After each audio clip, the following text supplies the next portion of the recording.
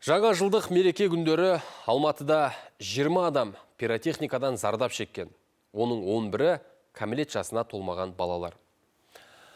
Бұл туралы өңірлік коммуникациялар қызмет алаңында қалалық жедел медициналық жәрдем қызметі директорының орынбасары Андрей Лошкин хабарлады. Дәрігерлер 31 желтоқсаннан 4 қаңтарға дейін 11 мыңнан астам өтініш қабылдап, 5 адамның өмірін сақтап қалған. Ал мерекелік демалыста қанша құқық бұзушылық тіркелді? Тақырыпты Гүлмарал Изатқыз жалғайды.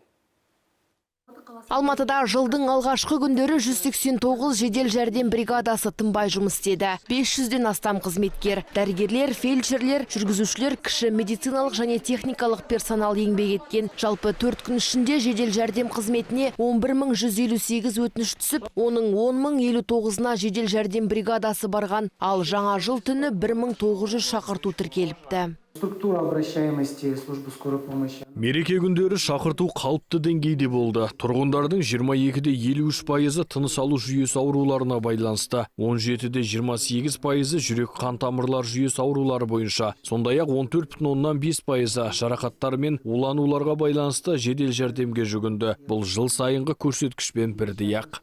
Сондай-ақ Алматыда мереке күндері 45 қылмыс тіркелген. Олардың 32-сі патрульдік полиция мен учаскелік инспекторлардың күшімен ізі суымай жатып ашылыпты. Сонымен қатар қоғамда дүрбелең тудыруы мүмкін аса ауыр қылмыстар мен құқық бұзушылықтарға жол берілмеген. Полиция департаменті қоғамдық қауіпсіздік басқармасы бастығының орынбасары Айтан Елеусізовтің айтуынша жеке құрам 15 желтоқсаннан бастап күшейтілген. Тәртіп сақшылары адам көп жиналатын орындарға, алаңдарға, саябақтарға, жаңа жылдық және мәдени бұқаралық іс-шара өтетін жерлерге көп назар аударыпты.